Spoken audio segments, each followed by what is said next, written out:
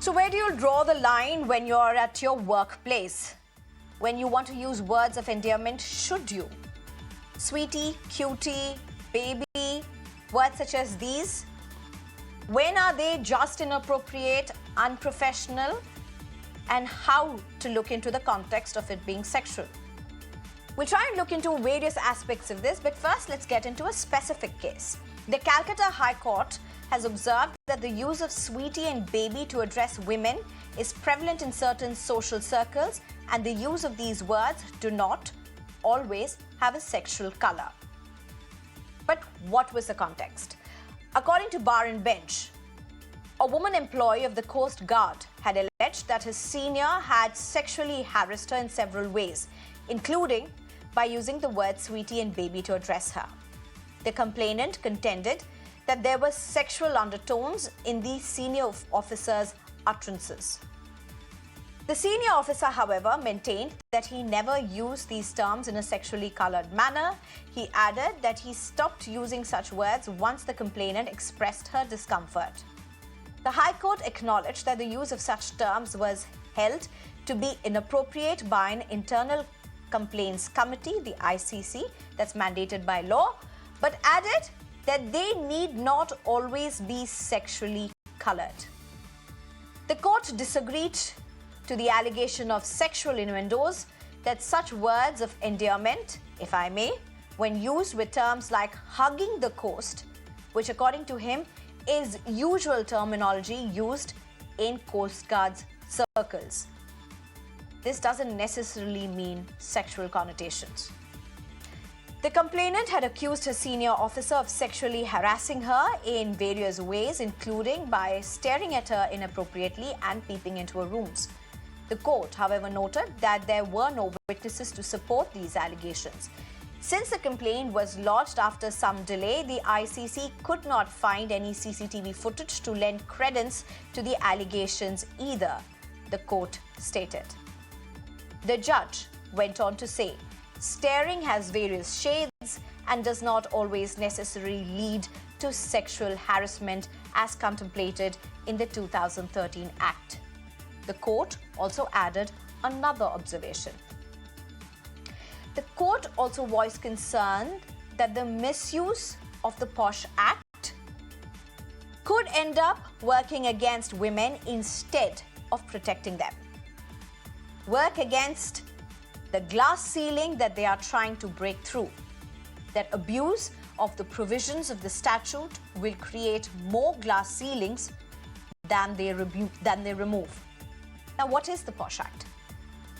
The POSH Act defines sexual harassment to include unwelcome acts such as physical contact and sexual advances, a demand or request for sexual favors, making sexually colored remarks, showing pornography, and any other unwelcome physical, verbal, or non-verbal conduct of a sexual nature. It also lists down 5 circumstances that would constitute sexual harassment if they are connected to the above-mentioned acts. 1. Implied or explicit promise of preferential treatment in employment. 2. Implied or explicit threat of detrimental treatment in employment. 3rd, implied or explicit threat about present or future employment status. And 4th, interference with work or creating an intimidating or offensive or hostile work environment. And 5th, humiliating treatment likely to affect health or safety.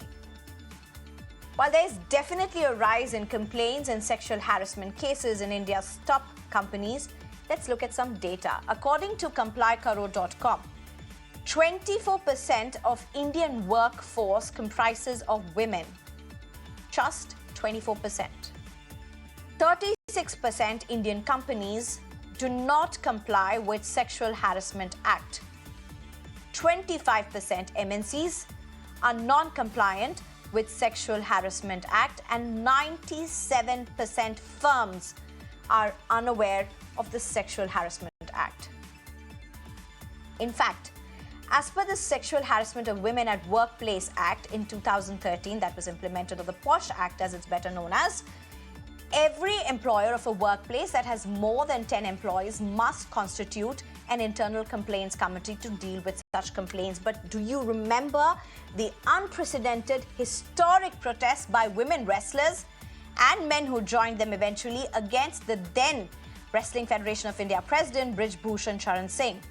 The Federation's website stated that it only has an ethics commission to deal with issues linked to ethical practices and fair play in sports, including elimination of doping practices, match fixing, fraud of age, and sexual harassment of women in sports. Of course, eventually there was more added, but post the protests.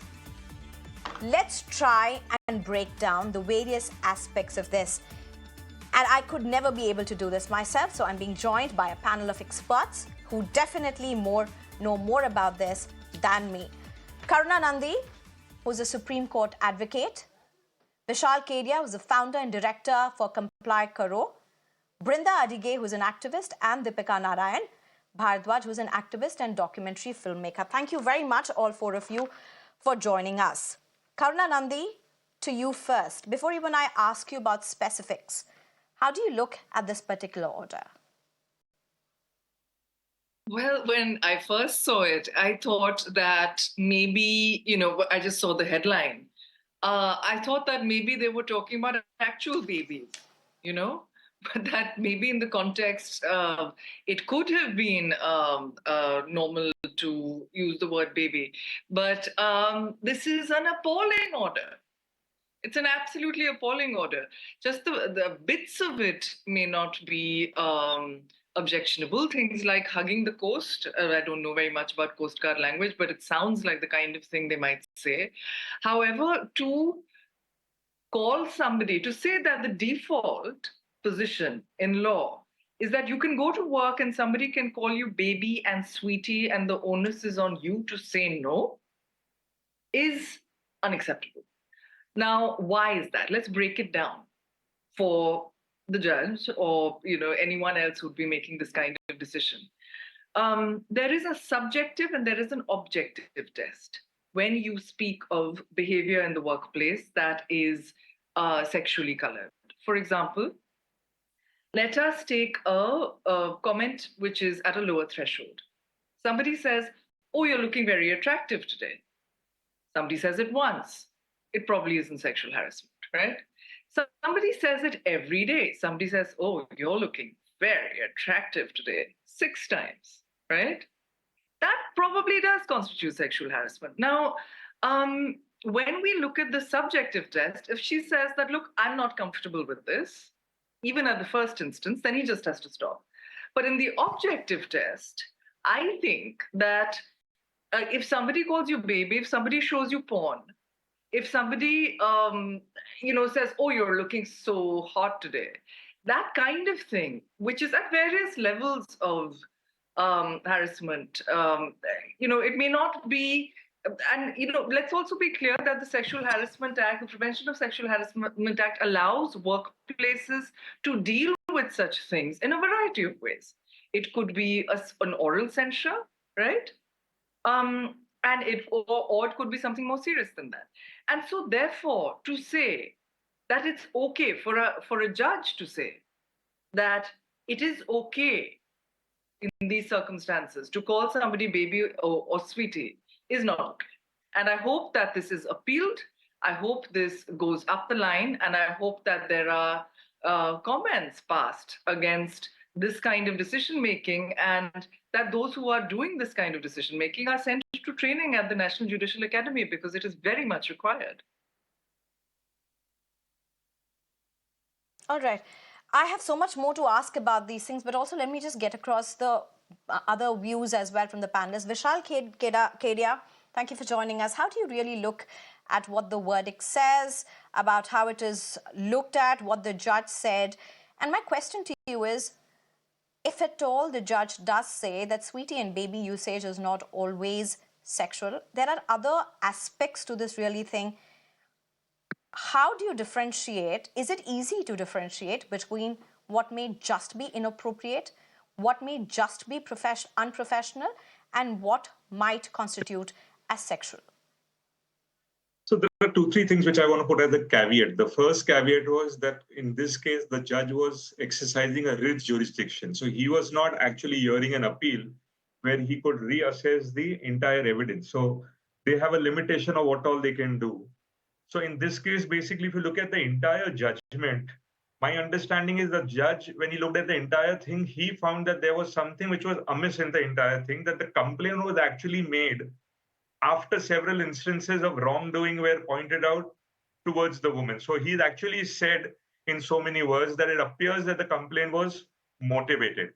And in that sense, he's taken a view that True, and basically he also once goes on to say that there seems to be other complaints against this complainant, this petitioner, and therefore it does seem that she is trying to escape that. The judge also says this, but I'm not talking about this specific case. As somebody who deals with POSH Act complaints regarding this, how would you tell a person who may be borderline wondering what's happening, or to people who are going to be employees in organizations, how do you differentiate the lines? Are they differentiable lines? there will always be some subjectivity out here. And from a law perspective, the law is very clear that if the woman perceives it as sexual harassment, she has the right to complain. So I don't think so there is any doubt with respect to doubting whether she can make a complaint or not. Eventually, the committee, after hearing both the parties, decides on that. And in this case, the committee took the view that once she had objected to it when he stepped back, therefore the unwelcomeness out of that, I would say, allegation went out. And similarly, in 2014, a similar argument had happened in the Supreme Court also, where the Supreme Court had actually said that some person can argue that the woman was oversensitive, but if you object and thereafter you continue, then you cannot argue it oversensitive. So I believe out here the judge tried to take a view that maybe the woman was overreacting from a motivated perspective, but by itself, the judge again has maintained that it is inappropriate. So in another case, I don't think so. The same words in this context, the judge took it as not unwelcome, but merely stopped it inappropriate. But in another case, the same words being used, I believe, can definitely amount to sexual harassment. Right. All right. Brinda Adige, if I can get you in at this point, the judge also has spoken about another important point, and that is misuse or abuse of POSH Act would just make the glass ceiling even more unconquerable, if I can just paraphrase that. How do you look at that? I would like to use the same word that Karuna used, appalling.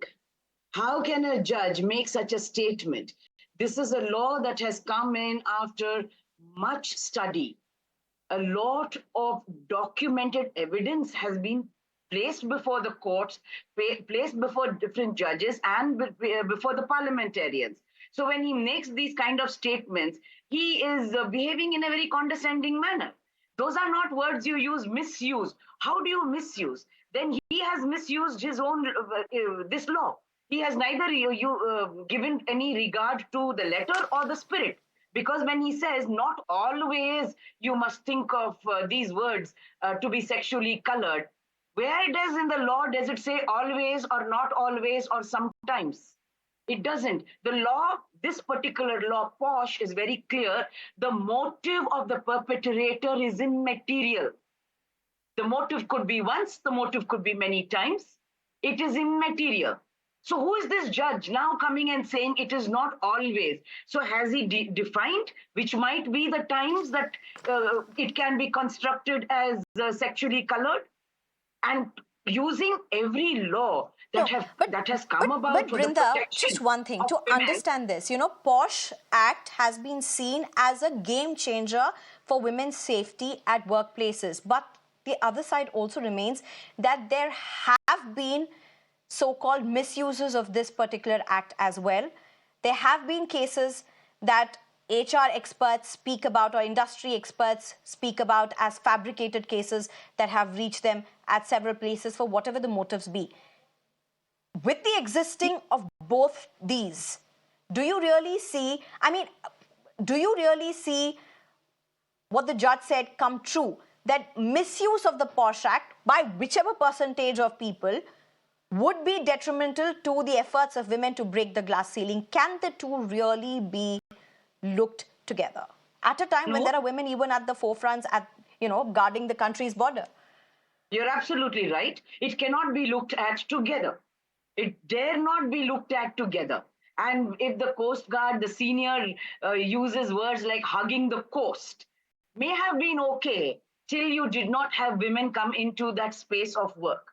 But today it is no longer acceptable. You change your language. You do not use that language because that is no longer professional. And you have another colleague who is there working with you, and that colleague feels upset, is not happy, then you do not use that language, even if you have been using it for the last 200 years. You just don't use it. That is the law. You follow the law. And you don't make these statements that misusing of this law by women. Absolutely unacceptable. They did the same thing for 498A, and they said women are misusing. What does he mean by misusing? Which woman wants to misuse any law if your mechanisms are in place and they address the issue and the complaint as is? They do not. Now imagine this case that has come before this judge, and he makes these kind of statements. Who will then come forward to ask for any justice? And like you said, this law has come after so many years. Nobody gave it to us on a plate. It was women on the streets, women going on protests and demonstrations and preparing the ground to say we need a law like this. We had a Banwari Devi who started this fight. And if you have a judge like him, even now, the HRs and all of them who are talking, that number is absolutely minuscule. Not that I'm saying that it should be there, but it is very small. Does it mean that for these small cases, the rest of the law, the rest of the complainants must be negated? Is that what this judge is saying? Okay, all right. Deepika Narayan Bhardwaj, how do you look at the word of caution? This is a remarkable judgment. Hats off to this judge who has gathered the guts to call a spade a spade.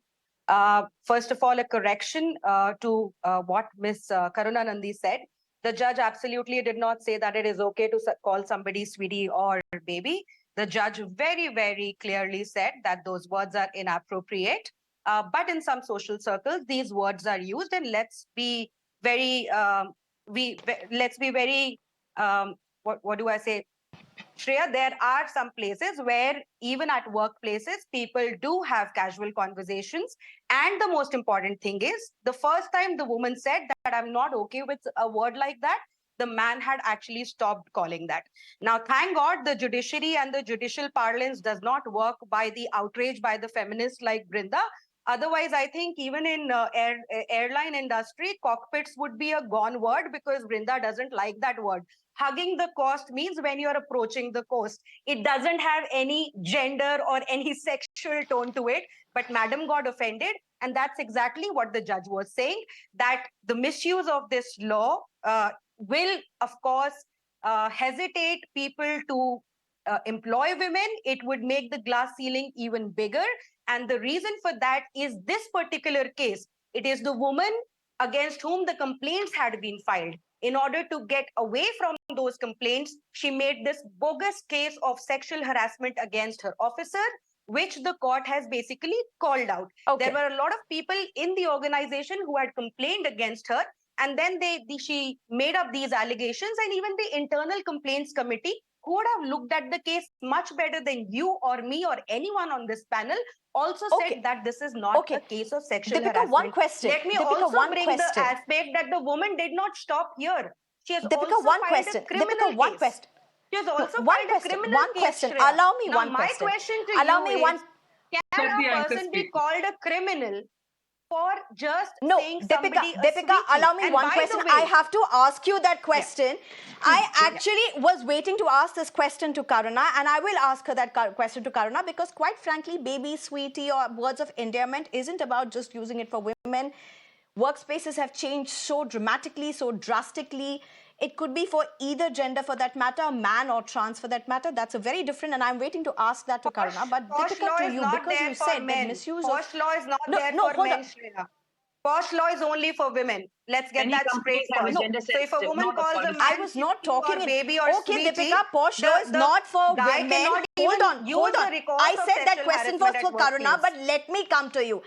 Deepika, if you speak over me, this conversation is going to go nowhere. I am coming back exactly to you, so allow me to finish my question and you Fine. have the freedom to answer after that. Why are you coming back to me? My second question to you at this point.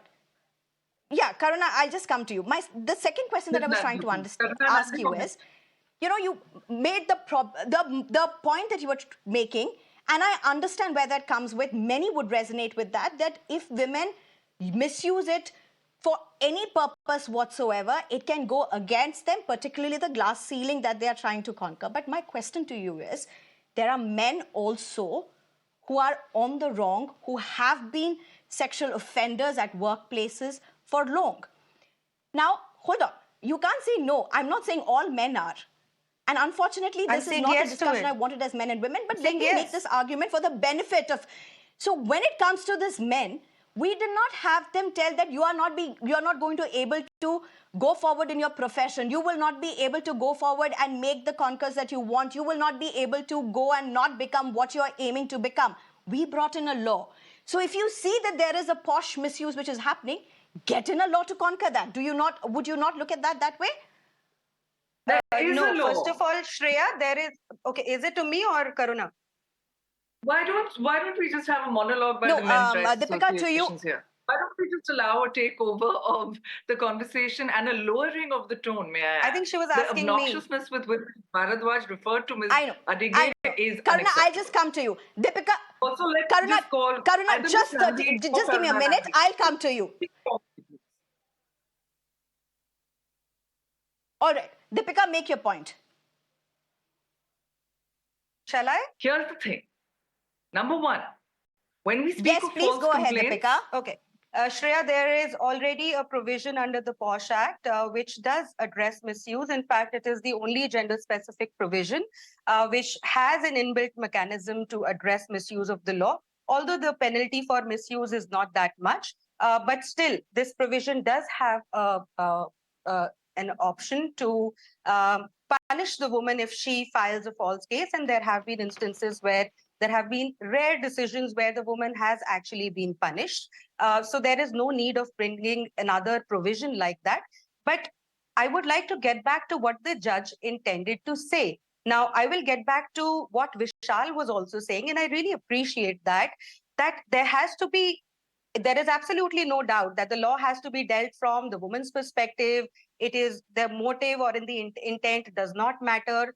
There are, in fact, a lot of men who are sexual predators. And Shreya, let's not forget, I think it was just 2 months back where a court convicted the man and sentenced him to 1 year in imprisonment for calling a female police officer a darling when she was on duty. And this man has been convicted and he has been sent to imprisonment for 1 year. So it's not that the courts are not absolutely sensitive to the issue of sexual harassment at workplace, but at the same time, when they're dealing with a case like this, but when they are dealing with a case like this, of course, they have to look at the perspective. 30 seconds. And I'll just give you one example, Shreya. When this Darling case judgment came and 30 the man was sentenced to 1 year. 30 seconds, Deepika. I can't give you more than that at this point. Very quickly. So there was a post on social media and there was a woman who is an entrepreneur and she said that she has a habit of calling everyone darling in the business that she owns. So she would be sent to imprisonment so many times. So, Shreya, there are social circles in where there are terminologies like this which are used. But the most important thing is the woman said, I am uncomfortable with that. And her boss stopped. That's the crucial point. I need to go to the other panelists, please, at this point. Karuna Nandi, to you. Karuna Nandi, and this is so important for us to understand it. Could you help us understand this? Now, for example, hugging the coast, fair enough. Maybe, and I'm using this word because this has come up in the story, but it's not really case specific. Hugging the coast may be a word that is used in the circles, like some words are very much used in journalism, in legal fraternity, whatsoever. All right, got it. But if there is a precedence of, say, X and Y word being used that made a person uncomfortable, and then a regular terminology is used, how do you then differentiate it? Where do you draw the line?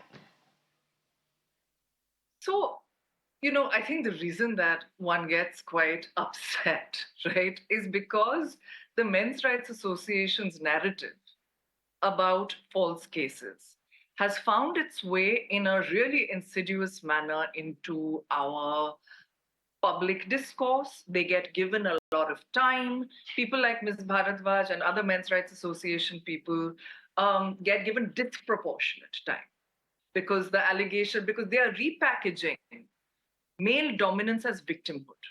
What it is another Monday or a Tuesday. It's patriarchy as usual. If you look at the amount of sexual harassment that happens, not just in this country, but in every country in the world, but also very much in this country, it is something that maybe these Men's Rights Association people, particularly the women in these associations, should go and ask a room full of women, how many times have you been sexually harassed in your life? Right? I would even, the people who are open to talking about it on this panel, how many times have you been sexually harassed in your life? The number would probably go into hundreds, right? And so therefore, yes, in every law there are false cases. And in every law, there are mechanisms to deal with misuse, including in this law. However, the vast number of people are not making complaints. You know why? Because of this kind of thing. Because the internal complaints committees are made up of people who are incentivized to side with the more senior person, to prevent the liability. There's very few companies that understand that, and I advise companies, they only bring me people like me in when they're really serious about saying that, look, when there is civil and criminal liability that is attributable to the company, we want to deal with the problem. We don't just want to sweep it under the carpet. We don't just want to get rid of the problem by saying that, oh, no, he probably didn't mean it, right? The problem today is this, that we need to grapple with this problem, not just in the formal sector, but also in the informal sector. Over 90% of women work in the informal sector, and this POSH provision of the Internal Complaints Committee doesn't work in that situation. So what needs to happen is local area committees need to be set up. The competent governments need to say that, look, this is the district magistrate. Wrestlers are not an informal... The Wrestlers Federation of India is not an informal sector for all that matter, but look at the unprecedented history. No, I'm just adding to what you're saying. Yeah, thank you. Yes, but yes. See, the point is this, is that when you have a DM who is competent to look at this, or the committee that's set up by them, then it makes a kind of, it's a check on even an internal complaints committee, because then there's a choice. You can go to either, right? And it means that there's a check on the internal complaints committee, and the potentially biased nature of the internal complaints committee can then be counterbalanced by that. The point is, the problem is immense. Misuse is tiny. Every law is misused. The murder law is misused. The cheating law is misused. But why is it that when women stand up and say that harassment, I need to go to work, I need to support my family, I need to fulfill my dreams, I need to contribute to the building of this country and this society, that when women say that, let me not be sexually harassed, the specter of falsity, of lies, is something that is so easily raised. And I'm not talking about the judge here. I'm not talking about this case. I'm talking about this massive, fake narrative of false complaints that needs to go. All right. Also something that did find the mention in the case. But to you again at this point, Sir Vishal Kedia, if I can come to you, to just take forward to what Karuna Nandi is saying about false complaints that she's saying is so blown out of proportion, something that Deepika Narayan Bhardwaj disagrees with, but just sticking to this entire POSH Act. And to women, to young girls, to men, to employers who are listening to all of this, how easy is to make a complaint in this case? How easy is to go ahead and do what you need to do? If you are being touched inappropriately, if you're being spoken to inappropriately, and the judge says inappropriate, unprofessional, and sexual, not everything inappropriate may be sexual. This differentiation often becomes extremely blurred in one's head. One starts doubting, double doubting oneself when it comes to these cases. Am I overreading? So I think, so in my experience, definitely I'll agree in principle that it is not easy for women to come forward and complain. The systems are there. I think so. The biggest challenge which we've seen when we're dealing with corporates is encouraging women to come forward and complain. So despite the systems being in place, awareness being in there, I think there is still a lot of hesitation amongst women to come forward. And I think that's something which at least the large organizations are trying to do their bit to have them come forward. From a perspective of misuse, yes, the numbers are there, but they are minuscule. Again, out there also, I'll possibly agree with the panelists that when we talk from corporate India perspective, the number of false complaints or complaints which are proven to be false are minuscule as compared to the number of complaints. And again, it's very difficult to kind of label something as a false complaint because it's only the committee after hearing both the parties that they decide whether it's a false complaint or not. So even reading from this judgment, the committee did not come to the conclusion it is a false complaint. So the committee has said complaint is not proven if they dismiss the complaint, because if the committee had come to the conclusion it is a false complaint, like how all the panelists have done, the committee was well within their rights to actually recommend action against the woman for that also. So out here from the judgment, at least I can't see whether the committee actually went ahead and said it's a false complaint. They just said complaint not proven and they dismissed the complaint with regards to POSH. So yes, getting women coming forward is challenging. They definitely grapple within the fact whether it amounts to sexual harassment or not. And out there, maybe as somebody in the field, we say if you perceive it as sexual harassment, you should come forward and complain. Committee will hear you, the other side, and after looking at all the entire complaint holistically, they will come to the conclusion.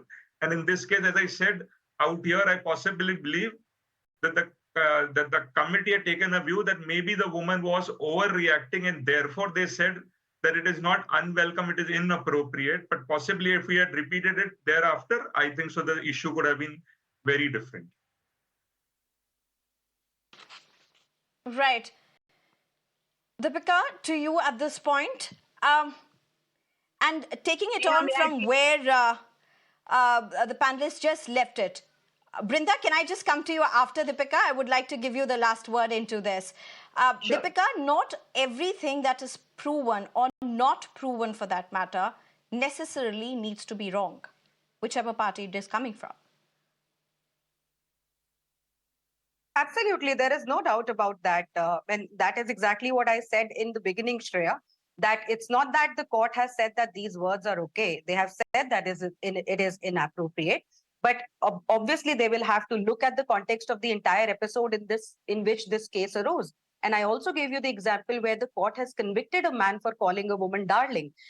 It is absolute habit of Madam Karuna Nandi to actually defame and demoralize and demean men's rights activists. But I would invite her to sometime go to the jails and see what is the plight of men. I would invite her to read Supreme Court judgments where they have said time and again that 498 is being misused, as recent as 2024 April judgment, where they said that the husband cannot be squeezed by the wife by misusing the police machinery. Of course, these cases do not get discussed on your platform. There is a court that has penalized a woman for filing a false rape case, and the court said that it is not, women's rights cannot be used to trample upon men's rights. But we don't get any space to discuss this. But Madam Karuna Nandi has a problem if any time there is any perspective of a man being discussed. I mean, our constitution Deepika, is, my question, Deepika, my question was very specific, but you have taken time out to answer her, and I get it because she also went on to it.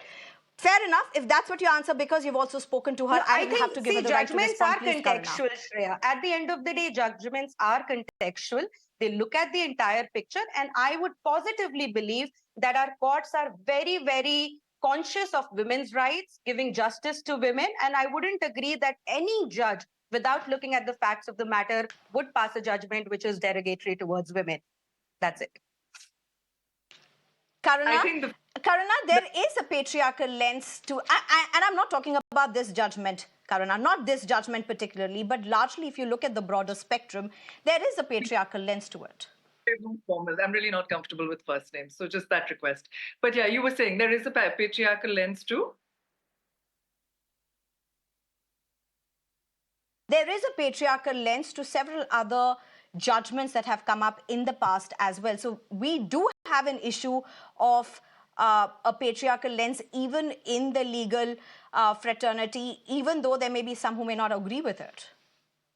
This is a problem that we're grappling with in a very serious way, right? The Supreme Court, in fact, made a whole guidance book saying that these are words that are inappropriate. These are things that should not be considered in judgments, things like honor. So the Supreme Court has acknowledged that there is a problem like this.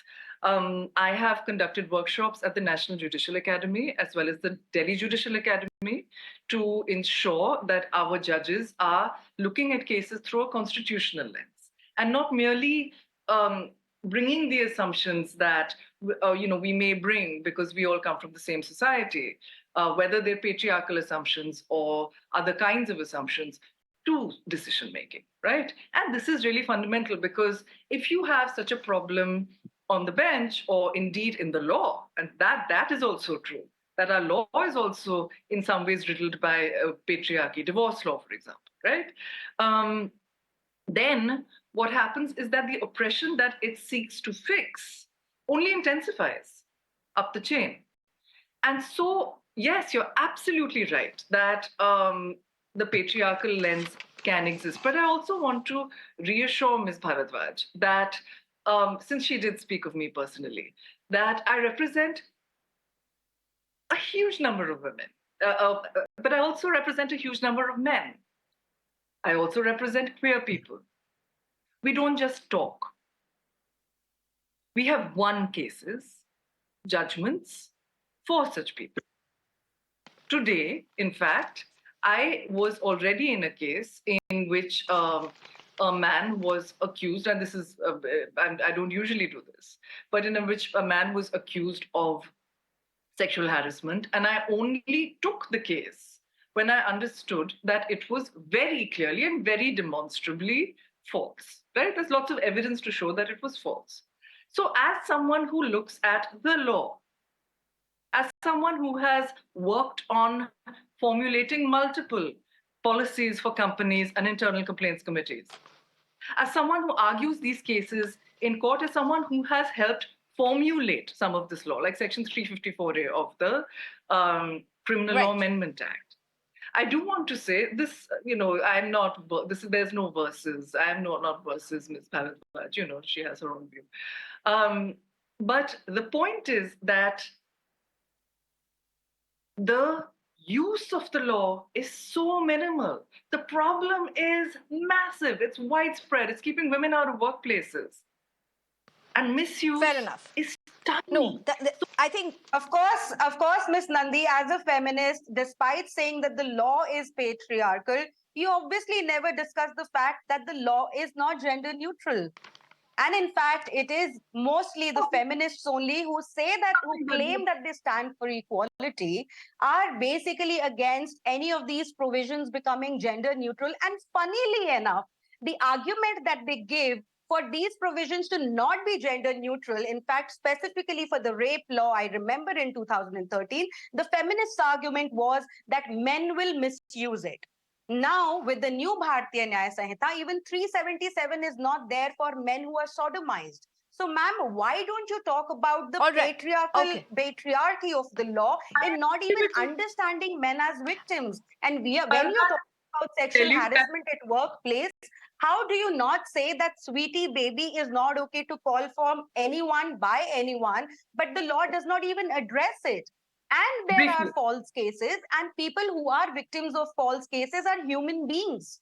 They Have a have constitutional rights, but their rights All are right. trampled Okay. upon. Because Okay. like Deepika, Vishal said, I will give it is so Karuna, difficult to I will even give prove that a Karuna case is 40 false, seconds let before I alone go the to punishment Brinda. be given. I do not want to make this Karuna versus Deepika. Not at all. Karuna, again, 30, 40 seconds to you before I go to Brinda Adige. She's been very patiently waiting for us. Ms. Nandi, please, I am going to insist on this. Ms. Bharadwaj, here's the thing. Taking I'm out okay being called 377 Deepika. from the law, I'm not comfortable. You're not a personal friend. Maybe you'll become one someday, hopefully. Here's the thing. That when a man is raped or when a queer person is raped, there must be law to address this, right? It's really, really important. 377, as you quite correctly pointed out, is the law that was being used because there was no such law in place. The thing to remember is that when the 2013 amendment was brought, what the feminists was saying, not that the law should be gender neutral, should not be gender neutral across the board, but that the victim should be gender neutral, but that the perpetrator should remain gender specific. So therefore, what does that mean? The victim, therefore, should include any person, should include a man, should include a woman, should include a queer person, a trans person, because the level at which queer people and trans people are raped is huge. And how can it not be addressed in law? Also, men are raped, but men are raped almost always by men. Now, there is a problem, you're right, which is that in the 0.00001% of cases where a woman rapes a man, there is a gap there, because then that Ms. is Nandi, not you have then pretty solved. much nice knowledge of the statistics outside where the laws are gender neutral. Let me please remind you that there is a considerable percentage of women who are imprisoned Okay. for sexual harassment, sexual abuse, All right. including. Okay. Karuna and Deepika, I will at this point go to Brinda because both of you have brought in very important perspectives. Deepika, in fact, has been very, Karuna, for that matter, very interestingly brought out this whole perspective about gender fluid versus gender specific. And that's an interesting prism for me as well at this point. Brinda, for women, for men, workspaces need to be safe. But have we reached really the point in India where you can say the two have equal rights in terms of what really exists and not what they really aspire for? Certainly not. And I would like to reiterate that workspaces and other public spaces also, we are not talking about our homes, but workspaces and public spaces are not equal for women and men. Men dominate. All our structures, the mechanisms in our country are patriarchal. The functionaries continue their patriarchal mindsets. Stereotypical behavior, language is accepted. There are social sanctions to it. And Ms. Bharadwaj, you spoke about these feminists. I object to it. I think you need to understand that feminists are asking for men and women to be treated with respect and dignity. And LGBTQ, any human being, any citizen in this country, to be treated with respect and dignity. And that is not bad. That is something that everybody wants. And all right, what we are talking here, when the government, laws are being made, constitutional guarantees are there, policies are being made to say, we want more women to come out into workspaces, then yes, my language must change. My patriarchal stereotypical behavior must change. My interactions must change. And if the law says that I can get offended when you stare at me, then you respect me and not cast aspersions on me. You don't call me provocative or anything like that. That law Ma'am, it says is you I can make a who complaint. said Ma'am, One it more is minute. you who No, no, said madam, that I did women not do not disturb you. file false case. Madam, I did not disturb you when Deepika, you allow spoke. I Brinda to listened speak, to please. you. Deepika, allow. Even if I Deepika, she disagree, I waited all listened to this you. while for all of you to speak. Allow Brinda to speak. So what we are saying here is making that workspace not only safe, but also dignified. Not only dignified, but also a rightful place for that woman or the LGBTQ All right. and that man. You do not get space over all of these people because you are man. And that, when the judge says, I come back to All this, right. says, sometimes, not always, your workspace is not social circles, isn't it? You may have free time, but even that free time within the law says, within the premises of the law, this law is functional. It works. So you are not somewhere out of that workspace to use social circles. So when judges make these kind of phrases, All right. I'm they totally negate afraid we're and totally out of dilute. time, Brinda. I'll have to request you to please stop at this point. We're totally out of time. Before we just end this, you know, there was a reference to glass ceiling. It's just interesting to see the status of Nifty 500 companies at this point. Only 5% companies have women CEOs, MDs. 319 don't have women in key managerial posts. This is out of 500. Only 27 companies led by women, and 4 companies have more than one woman MD or CEO. This data, of course, whichever prism you want to look at, whether it be POSH, the workplaces, or the words of endearments that we need not to use particularly, I don't even think we need to use them, but to each their own.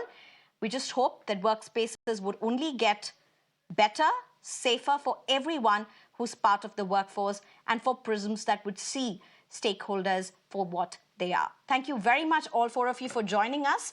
Karuna Nandi, Vishal Kedia, Brinda Adige, as well as Deepika Narayan Bharadwaj. Thank you very much. Thank you very, very much. Good night. Thank you. Thank you. It's time for a very short break.